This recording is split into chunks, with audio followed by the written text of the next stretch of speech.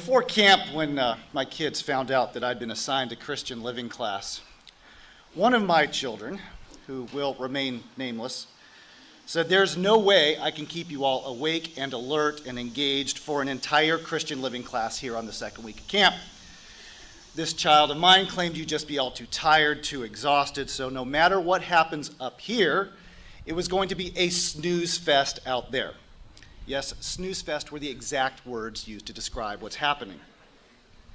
When I asked if there was any possible way I could make it interesting for you all, this child of mine said, "On the second week of camp, no way.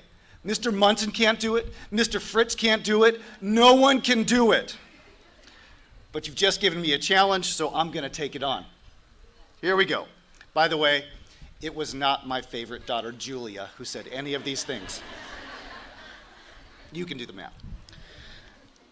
So how did I get to be up here giving a Christian living class, other than the obvious answer of unfortunately being just told I was going to do it by our camp directors? Part of the reason why I'm here involves an event that took place 30 years ago, in the summer of 1992. This photo was taken 30 years ago in the summertime, and here I am, a mostly clueless 16-year-old attending summer camp in Orr, Minnesota. And like most of you campers, I spent a good chunk of Christian living classes just wondering how long the speaker was going to go until we could get to the fun stuff of the day. This is a picture of me in my dorm, 6B, with our sister dorm, 6G. And here is a in-the-cabin photo of just the guys of 6B. And like most of teenage boys, we were just pretty much a bunch of knuckleheads. But it was a dorm of great friendship, and we really had a lot of fun together. Now, at the very same time, at this camp, there was also in attendance a very sweet and cute 16-year-old girl camper. Her name was Gina Kirby, and she's now my wife. Gina was in dorm 3G, right there. See, one of the interesting parts of this story is that the two of us actually never even met each other at this camp that year. That seems strange, right? But back at that time, there were just simply so many campers, you didn't have a chance to get to meet every single other camper that was there. Back then, there were just shy of 300 campers, just campers, every single session.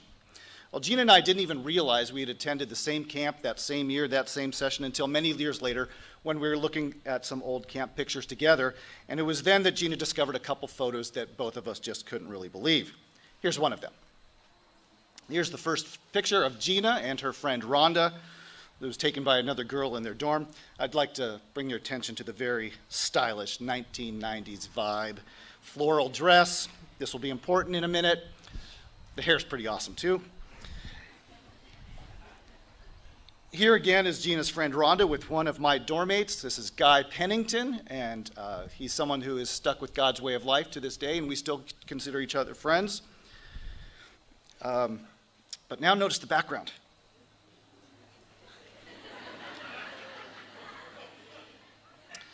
And now remember that floral dress?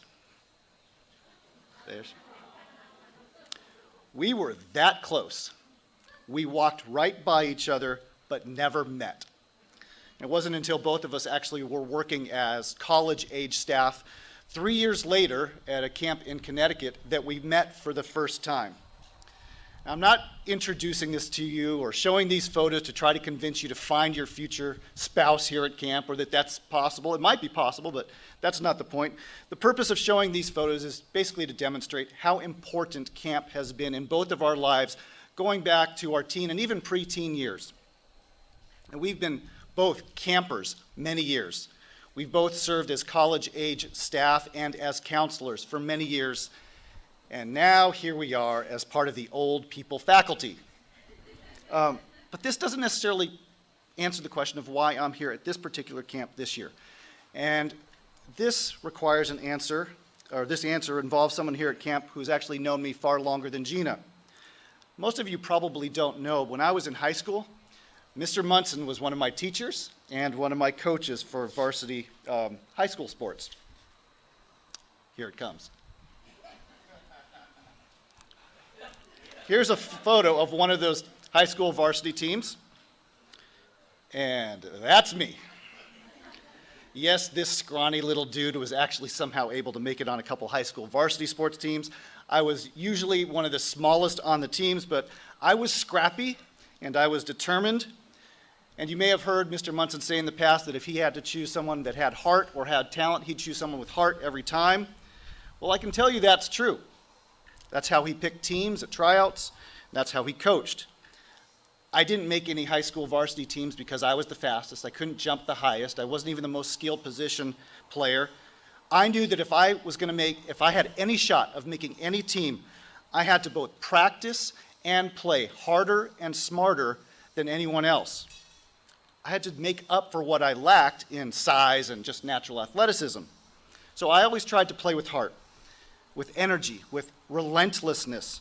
For me, it was 100% effort at practice, 100% effort at game. Never take a play off. And apparently, Mr. Munson noticed some of my determination, so I got to play on a few of his high school varsity teams. And just so you can see him a little better, I've blown up the picture a bit. This photo was taken around 1991. I've added this photo because it's actually a part of why I'm here today. Mr. Munson has been one of those really great examples for me ever since I was the age of you campers here today. And you know, I've actually even been on the receiving end of some of his discipline. He probably doesn't remember this story I'm going to tell. I think I was a junior in high school when this happened. It was one of the very few times as one of his players that I really disappointed him. And he kicked me out of the gym. It was a volleyball scrimmage game, and if I remember this correctly, this buddy and I were the two back row passers in the volleyball game, and a serve came right between us. Neither of us moved. Not good. Each of us thought the other person was going to get it. Not good. We didn't call it. We didn't even move a muscle. Not good. The ball drops right in between us. The other team gets an ace, easy point. It was an unforced error. Now, normally we would have been pretty embarrassed and mad at ourselves for this ridiculous lack of effort and focus. But for some reason, we locked eyes with each other and started laughing. Well, Coach Munson, as he was to us, found absolutely nothing funny about this. He called for an instant substitution, pulled us out of the game, and then told us, "Get out of the gym." You know what? We deserved it. It wasn't because we had made a mistake. That's what practice is for. And it's not because he didn't want us to have fun. He always told us, these are games, have fun, do your best, but have fun. But if we weren't using practice time to get better, then we were wasting everyone's time that was there. And that's something that you should think about, whether it's in sports or in life in general. Practice as hard as you anticipate playing in the game. Get in the habit of practicing hard and you'll play hard. Don't change your perspective just because it's a practice. See, we lost our focus in that moment. Coach Munson thought we had lost our minds. But I tried to learn from it. I never did this again. I never wanted to disappoint one of my coaches, and I really did love playing for him. And Mr. Munson's dedication to young people and his commitment to God has made an impact on me going back a long time. And one more personal story before getting into the subject of this class. And this story involves a friend of Mr. Munson's from back in the days when they attended the same college, Ambassador College, and both of them served on church summer camps for many years in the 1980s, going into the 1990s. Mr. Munson's friend was a man by the name of Jeff Broadnex. Well, like Mr. Munson, Mr. Broadnex was a really energetic, athletic, talented guy who loved serving, helping, and teaching young people. It just so happens that Jeff Broadnex was on the faculty staff the same year, in 1992, that summer camp that Gene and I were at, the photos I just showed you. And Jeff Broadnex taught some of the Christian living classes that year. Now, I gotta say, I don't remember much from the Christian living classes of 30 years ago, but I do remember part of his. It stuck with me to this day. See, during Christian living classes back then, the entire camp gathered, faculty, staff, campers alike, just like we do here today. It's part of the tradition. In that class, Mr. Broadnex took some time making sure all of us campers paid attention to how much the faculty and the staff were volunteering their time, their effort for us as campers. They made the camp possible. And there was obviously the camp staff that was there, but he also had us think about all the people back home, people involved in planning, coordination, paying for travel, etc. And then there were thousands of brethren who had been faithfully paying tithes and giving voluntary donations to make that camp possible for us. If I recall correctly, he asked all the staff to rise, and the campers gave them applause and gratitude. And then he directed some really pointed questions at each of us. He asked us all to make a pledge that day. He said, if you appreciate this camp, if you learned something from this camp, if you had fun at this camp, if you made friends at this camp, remember, it's only possible because there is an army of volunteers who are making it happen for you. And of course, then he said, the most important thing to remember is God has made this possible for you. And then he really put it to us. He told us, you know, you guys are all going to be off in a few years, most of you, doing your own things, seeking your own adventures in college or work or whatever the case may be. But he said we can never forget what others had done for us to get us to that point. Never remember those that make camp possible for you. And then he told us we would have to do more than just remember. We had to give back. We would have to pay it forward. We would have to look for opportunities ourselves as we got older to help serve, teach young people just as others had done for us. And for Mr. Branden, he asked us, are you going to do this? And it wasn't a rhetorical question from him. He wanted an out loud answer. He said, you know, I want each of you to promise right now, will you do this? Will you promise to dedicate yourselves to helping and teaching young people as you get older, just as others have done for you? I can't hear you, he said. In that moment, I literally had a split second to make a decision, to decide. And I'd always been taught and remembered what Jesus Christ said. He said, let your yes be yes and your no be no. So in that moment, was I going to mumble a lie beneath my breath? Was I just going to say nothing and hope no one noticed? Or would I answer yes and mean it? Really mean it? And I answered yes, along with all of, or at least most of the other campers that were there. And I have no idea how seriously the other campers took it, but I took it seriously. Fulfilling that promise I made 30 years ago is part of the reason I'm standing here today. Most of you campers were not even alive at that time. Or all of you campers weren't. Now, I'm not going to, back up. That reality, that promise, that pledge that I made was not to Mr. Branden. It wasn't even to God. That promise was a promise to you guys, a pledge I made to you that I would do this for my life, paying it forward.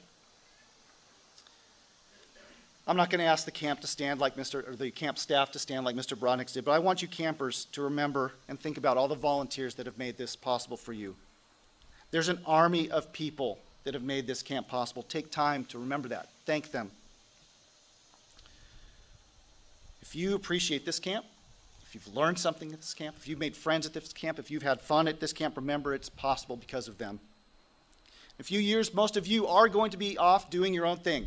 You're going to be seeking your own adventures. Never forget those people that have made this possible. And then you need to do more than just remember. You're going to have to pay it back, pay it forward. And most importantly, more than anything else, remember God's made this possible for you. So you have an obligation, a responsibility in your life to live your life in recognition of all his promises and his blessings, or rather his blessings. With that out of the way, I'd like to get into the actual subject of the class. Have you ever heard the name Johnny Yellock? Never heard of him? Let's explore part of his story, and we're going to start with a quick video. Could play this clip, please. I'm a combat controller in the United States Air Force, and our job is to deploy outside the wire with United States Special Forces, ODAs. It's our job to maintain constant communication with friendly aircraft, to provide amplified guidance, to deconflict friendlies from enemies and any hazards to flight for friendly forces. On my second deployment in 2011, I was in a mounted patrol, and I was in the second vehicle, and as a combat controller, we stand up in the back of the vehicle. We have all of our equipment, our radios and GPS and all these things that need to stay updated, have line of sight with satellites. And so I was standing up in the back of a up-armored MATV, and our vehicle hit an IED, and being the person standing in the back, I just sustained a heavy blow to both of my feet and ankles, and sustained pretty serious injuries to both legs, and was able to remain conscious throughout the entire ordeal. So I had to do a lot of assisting with my medical care on site. So I actually had 3 tourniquets on my legs to stop the bleeding, and I put on 2 of them, and had to continue to do my job to control the aircraft to come in and provide medevac for both me and the other service member that were wounded. I think it's important before you decide to join the military, before you make that leap, before you sign the dotted line, to have something in your mind that is worth fighting for. There's something that's bigger than yourself, something that's going to get you up out of bed every day and continue to push you forward. For me, that was always my family. Anytime, like in training, our training is 3 years long, and it's a pretty grueling process, but for me, it was always my family that kept me going and motivated. And since my injury, it's been the same. It's been my friends and family and my relationship with my Lord and Savior that have kept me sustained and kept me motivated. And like I said, being here at the Warrior Open and being around other wounded warriors who have sustained even worse injuries than me that are able to still come out here and swing a club is pretty remarkable.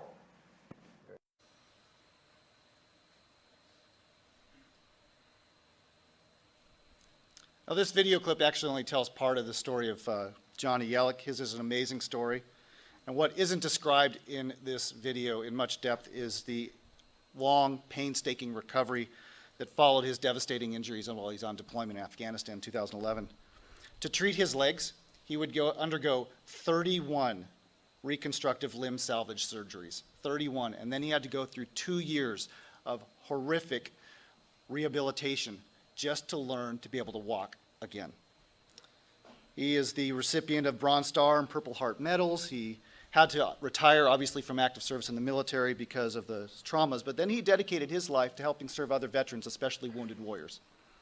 And Johnny Yellick is just one of dozens of U.S. military veterans, men and women, that are featured in President George Bush's book entitled Portraits of Courage, a Commander-in-Chief's Tribute to America's Warrior. I actually have a copy of this book. I'll leave it up here if anyone would like to flip through it.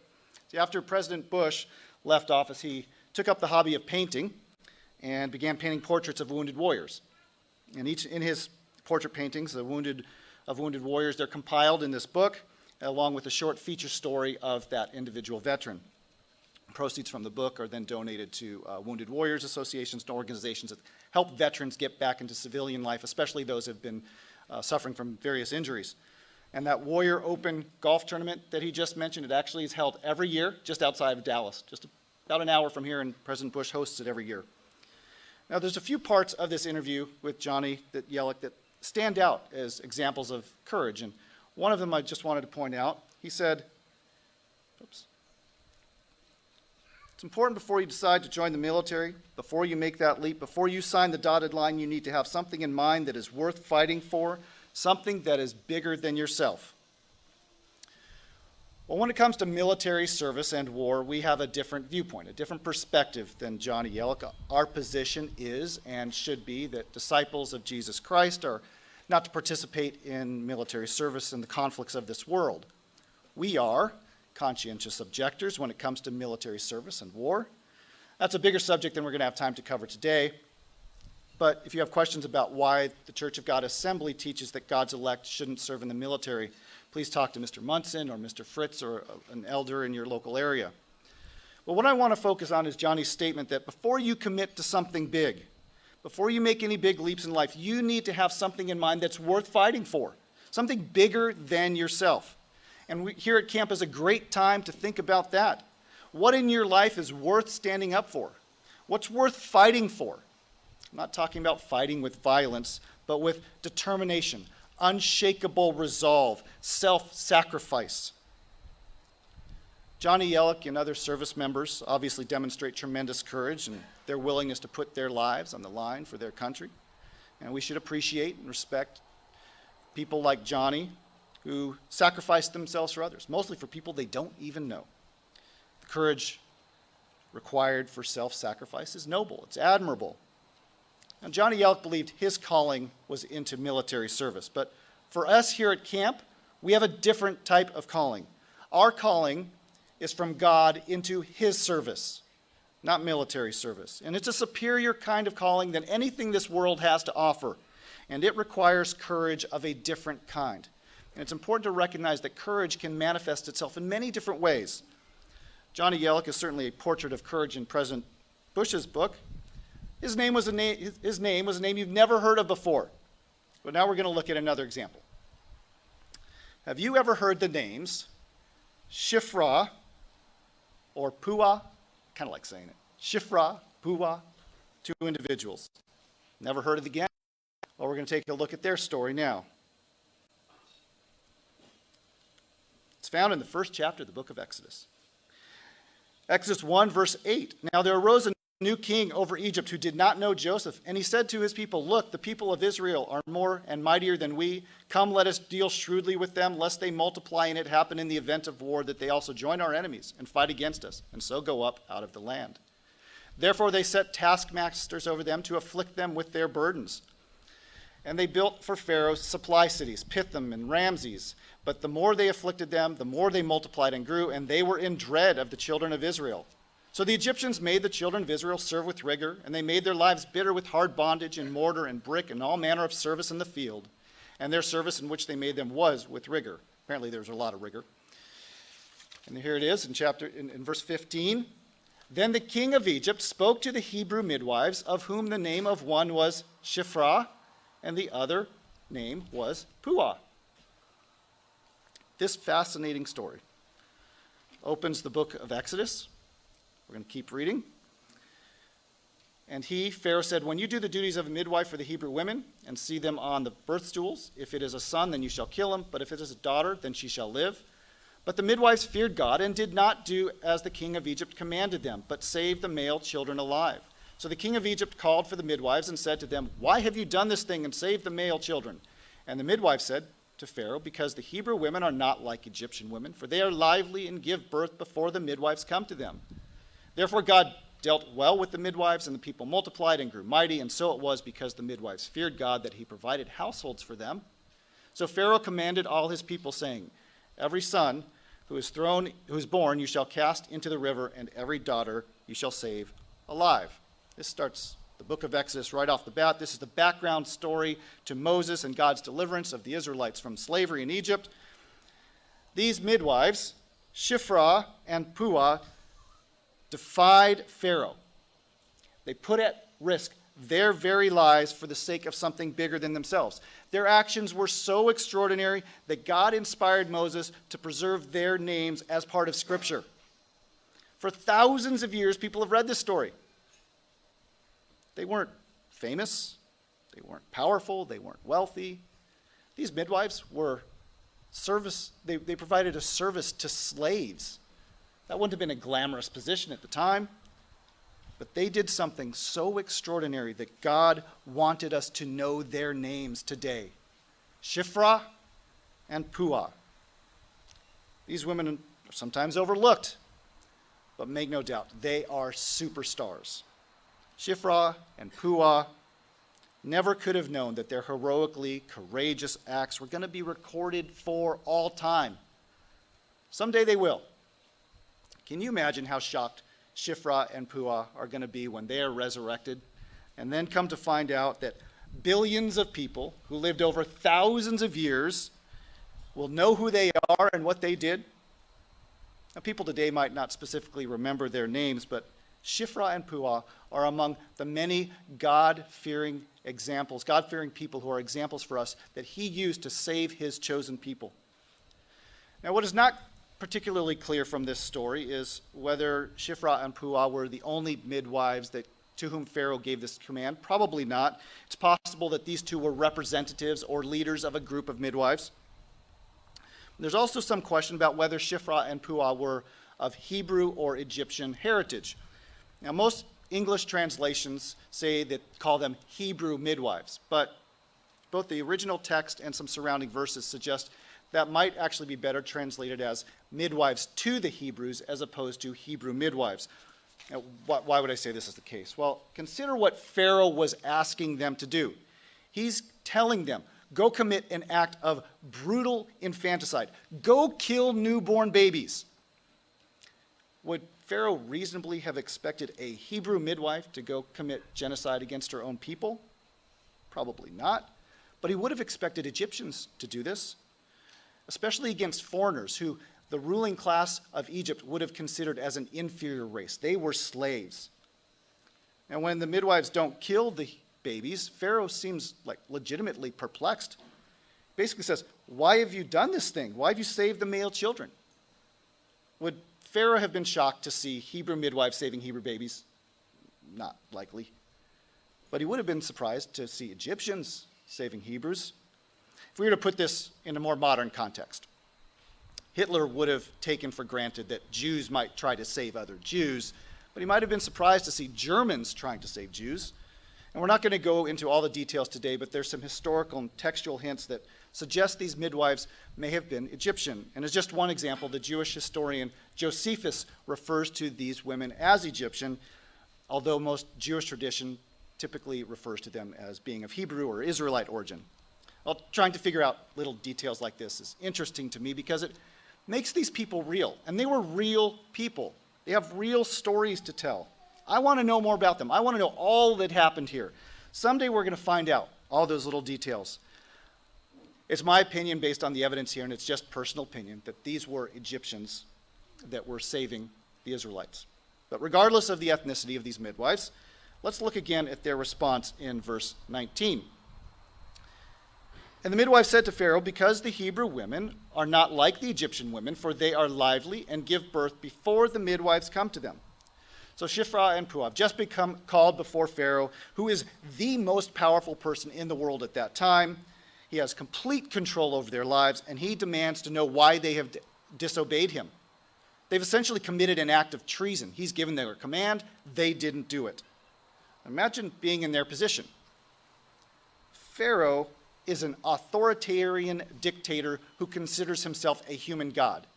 And he has such disregard for human life that he's just commanded the slaughter of newborn babies.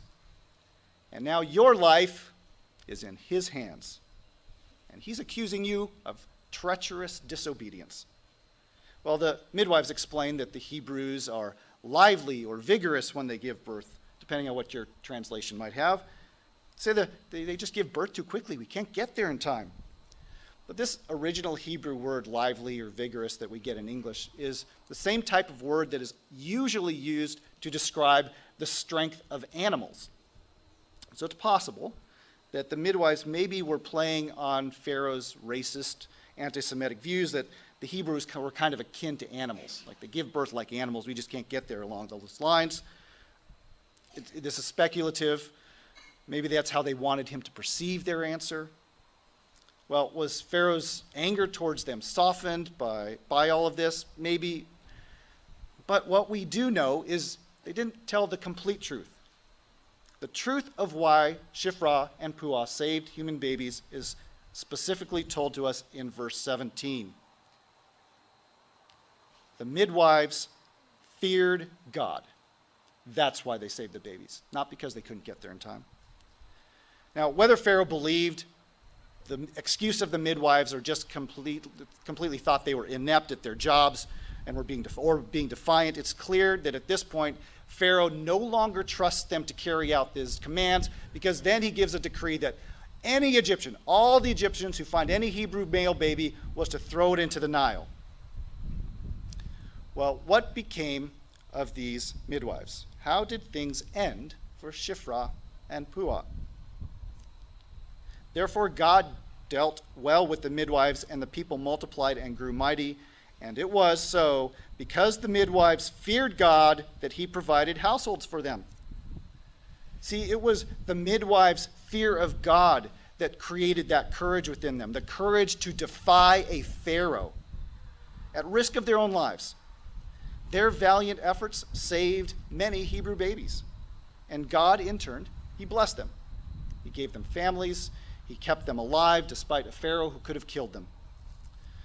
So what does this story of Shiphrah and Puah have to do with us? You know, one of the reasons these biblical stories, which go back over 3,000 years, still continue to be meaningful for us is because moral courage is universally admired. But unfortunately, true moral courage based on godly convictions, godly principles, is just far too uncommon in this world. You know, the Bible doesn't include this story about these incredible women as portraits of courage just as an interesting story. The story of Shiphrah and Puah should impact us personally. We can look at these heroes of courage and take motivation and inspiration from them. They're role models to copy. And you might be thinking, hey, that's great. You know, these midwives were awesome. David and his mighty men were great. You know, we have lots of profiles of courage we've seen through this week at camp. But how did they actually get the strength of their convictions? Where did it come from? Practically speaking, how do you get it? How do you become like all of these heroes from the Bible? Well, the story of Shiphrah and Puah actually provides part of an answer to this.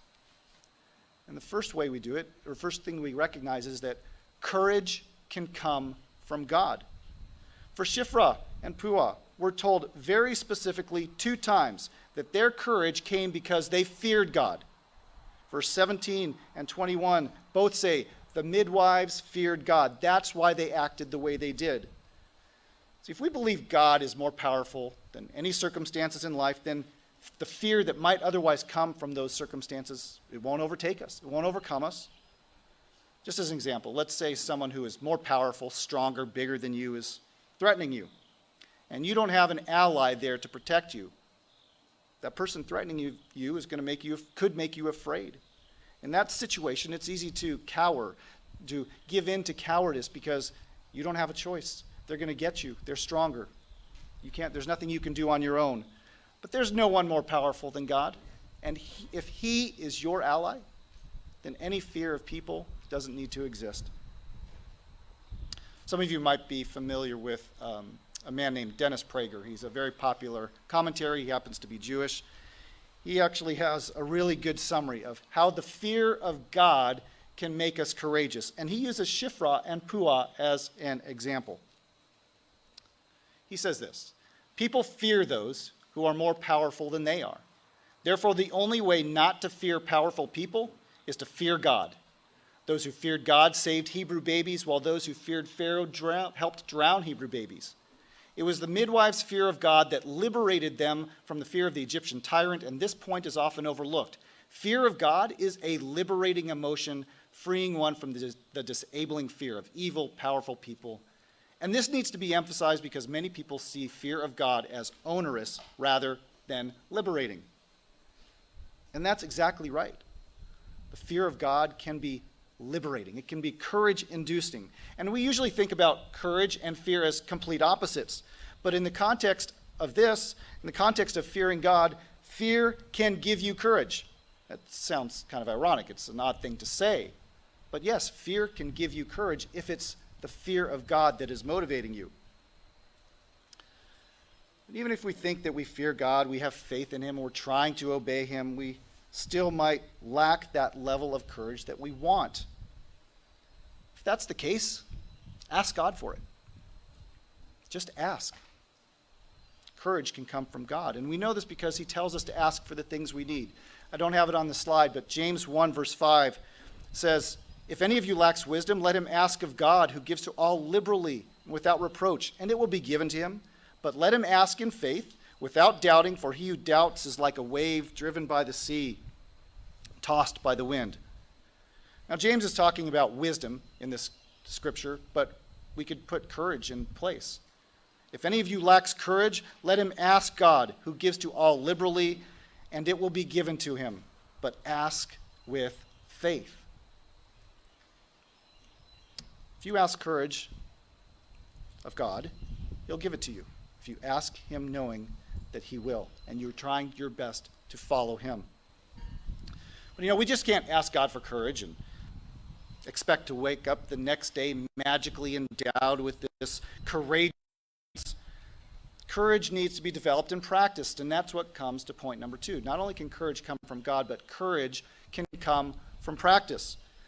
We might never face a test of courage like facing a dictator or authoritarian tyrant who's going to put us to death if we don't do what they say. Hopefully we don't have to face that. But we all face daily tests, right? We have opportunities in our daily lives to practice little acts of courage. What would the practice of courage look like to you? And maybe you need to practice courage with your friends by explaining you can't go to a party on Friday night because that's the Sabbath. Maybe you need to practice courage with a teacher or a coach explaining, hey, I can't make the game on Saturday until after sunset because it's the Sabbath, even if it means missing the game or maybe not even making the team. Maybe you need to practice courage at school with your friends, neighbors, by explaining respectfully when asked that you agree with God's position on controversial issues like abortion or homosexuality or transgenderism. When you face tests like these, will you act courageously, or are you going to compromise? Any of these examples in life can test your courage, but they're going to provide opportunities for you to practice courage when your life isn't on the line. If you compromise, each time you compromise, it'll get easier to compromise the next time. Compromise gets easier with practice, but so does acting with courage.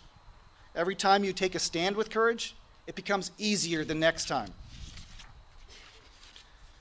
By continuing to act with or practice little acts of courage over time, you're going to discover that you will have grown a backbone. And every single person needs a moral backbone if they're going to be successful in life. So make sure you start doing the right things every day. When the big tests come, the strength of your godly convictions and his help will help you get it through. Now, I hope you find some inspiration of this story. The story of Shifra and Puah, they're amazing examples. As you consider the lessons from all these stories, remember that courage can come from God, and courage can come with practice. So put God first in your life. Learn to fear him, ask him to strengthen you, to help you make the right choices every single day. If you do, each and every one of you will become a portrait of courage. Have a great day. For more information, go to our website at cogassembly.org. Copyright 2022, Church of God Assembly. All rights reserved.